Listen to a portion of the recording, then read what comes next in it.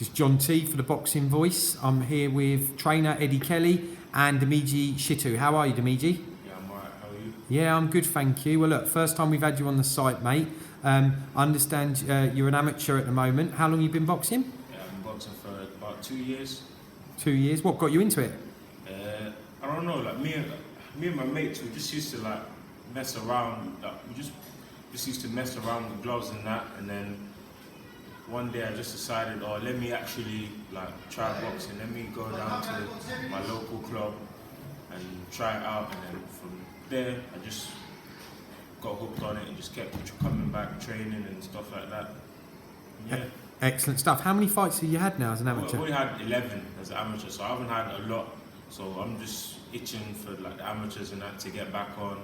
Obviously, through the whole coronavirus and pandemic and stuff like that, put a lot of restrictions and a lot of things on hold. So I'm just excited that everything's opening back up, so I can just do the amateurs and yeah. And how many of your 11 fights have you won? Yeah, I won 9 of them. Good. So I lost twice in the championships. I lost in the NABC final and the youth semi-finals. So yeah. That's really good, mate. And how old are you? 19. Yes, he's still learning on the job, mate. I turned 19 about 2 months ago. Excellent stuff. And I hear you've been sparring some big names. There's a big fight coming up in a couple of weeks. We've got Felix Cash against Denzel Bentley. I understand you've been sparring both of them. Is that right? Yeah. I've done a few rounds with them, both of them. Sparred Bentley twice, and I've done quite a bit of rounds with Felix as well.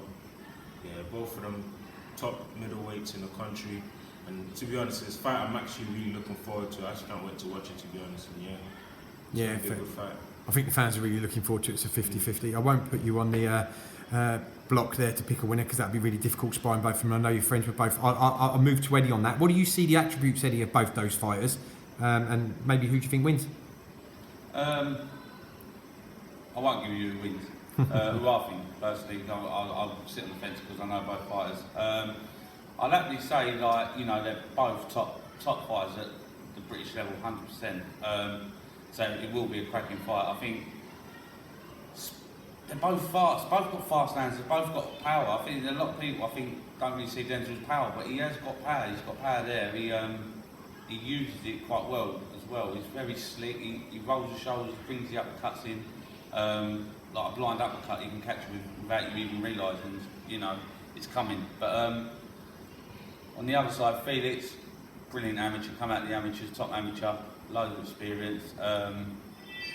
Bit of a joker in the gym when I see him in the gym, he's joking about, but he takes his game serious, you know. So that's what he'll be ready, mate. And just same as Denzel, they've both been ready. Cash can bang, I believe. Denzel can bang. It's going to be, I think it'll be a bit of fireworks that night. I really do. It'll be a great fight, but you won't get a winner. I thought I'd try my luck. Well, look, on that card, I spoke to you a few weeks back when you were in the bubble. Your fighter, your assistant trainer for up-and-coming rising heavyweight prospect David Adelaide. Another sensational win. Appreciate that the fighter was very short notice because it was a COVID problem, and there were a few people saying, well, look, he got away with an easy opponent, but he could only fight what's in front of him. No, the people don't know the run-up to the fight. So the problem is, we went in, he failed a COVID test. I think Frank touched on it anyway. He failed a COVID test, Manev, and Dave, it was like a last-minute opponent. This guy, because obviously with what's happening in the pandemic, not everyone's remedicating themselves, so they're not paying out £900 medicals and that just if they're not getting no work. So the idea of it is, this guy was the only one available at the time. Pro Davis didn't really know what we were expecting much,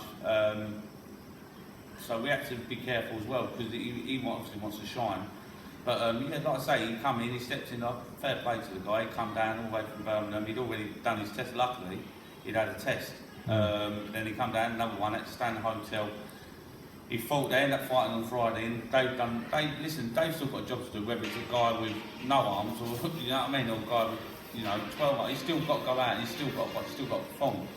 But yeah, he done the job. He got it done. He moved on. You know, on to the next one. Now he's out next week again on the Bentley and Cash fight, and yeah, he'll be looking to impress there. You know, not sure opponent yet, but we're just waiting on it. But as soon as we get it, you know, we'll be ready to go. Excellent. I was about to say, have we got an opponent yet? It's great that at least he's got him back on a card so quickly, Frank Warren. So Yeah. Appreciate getting some rounds under his belt and maybe get some boxes ticked that we haven't seen yet. Well, that's it. I mean, listen, look, he's had a camp, he's had a good, he's been training for God knows how long, and I think he'll have this fight, have a little break, and I suppose he'll have a little rest, and then he'll go again. But he's young for heavyweight. I covered Frank the other week because I work Frank's, you know, Frank's the main guy behind it all, the system he puts in place, and I just make it work. But yeah, I covered the other day, and literally I've done his pads, and the next day they were all stiff, my hands were stiff, everything. He really does bang, he really does, and but he puts thought behind everything, you know. It's not rushed. It's he works everything with his jab, or he looks to work everything with his jab, moves his feet, adjusts it. He moves well for a heavyweight. He's a big guy, but he moves. He's an athletic heavyweight, I'd say. You know, you can see he's got the power as well, and he's athletic. 100%, well, look, yeah. We wish you lot well as usual in the bubble next week. You're experts, you, Frank and David. I think you're more experienced than anyone in there. 7th time now. Yeah, 7th, Jesus. 7th time, yeah, bloody hell. And back to you then, Dimeji. So, like, what are your plans going forward? You're young, like we've mentioned. You're only 19. You've only had the 11 amateur fights. Do you plan to sort of like aspire to get to Olympics, or would you want to? Yeah. To be honest, I just want to go as far as I can as an amateur, rather win as much titles as I can, and just pretty much do as much as I can as an amateur. Because I've still got a long way to go, a lot to learn, and I'm just excited to just get back in it.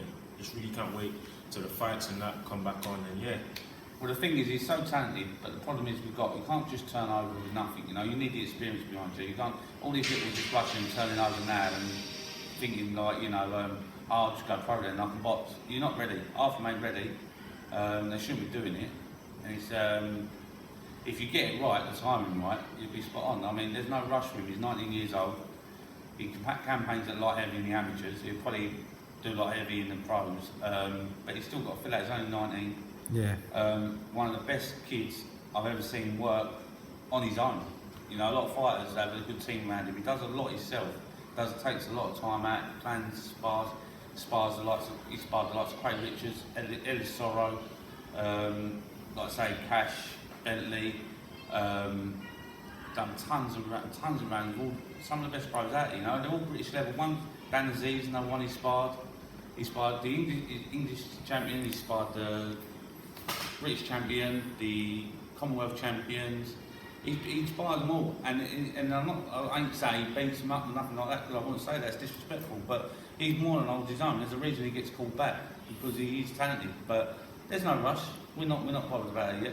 Listen, he's just enjoying himself in the amateurs. We need it back as soon as possible so he can go and win a title and do himself proud. Do you know what I mean? That's what he wants. So he's got a goal in the amateurs. Hopefully we'll get that goal, and then we'll move over to the pros.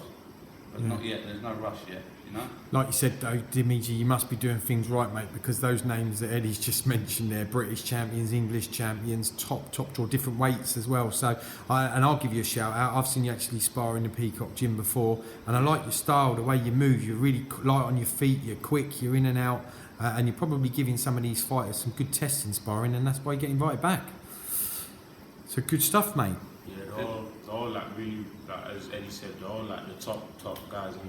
And when I spar them, I'm just really thankful as well, because I can learn so much from those guys. Because at the end of the day, those guys are, you know, they're top level British fighters, but going to go on to like world level, and so it's like I'm just there to soak up the experience and learn as much as I can from them.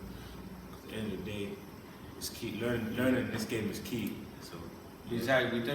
He has modelled himself on Tyson Fury. I know it sounds silly, but no, it's not silly. That's a good model if you can get it. Well, the way he moves, you see him spar, he moves like Tyson Fury. So there's a little nickname, but we won't say it. But he models himself, but he's a character himself. You know, he's got his own characters about him. So he's a bit like Fury in the way he boxes, I believe. In that, if you can be like that, model yourself around that guy, he's the best of the best. I don't want to say he is the best of the best fighters we've ever seen. Yeah, he does fight similar to that when I've watched him spar. So very similar. If you can carry on doing that, that'd be great. One. Yeah, a smaller fighter, but still great. Yeah. Well, look, lovely chatting to both of you as all. Eddie, will catch you in the bubble probably, or after the fight with David. Yeah. And D, it's great to see you, and we'll catch you soon. Thanks for coming all down, the best. John. Cheers. If you enjoyed the video, feel free to hit the like, subscribe, and share. as always, if you want to support us to the next level, head over to the patreon.com/ThaBoxingVoice. We have tons of exclusive from Border Wars, Entitled, betting shows, the list goes on and on and on. But in addition to that, if you guys have questions for fighters, trainers, and promoters, this is where you can submit them. We will run out, get these questions answered, and put it back on the show just for you guys. Appreciate it. Peace.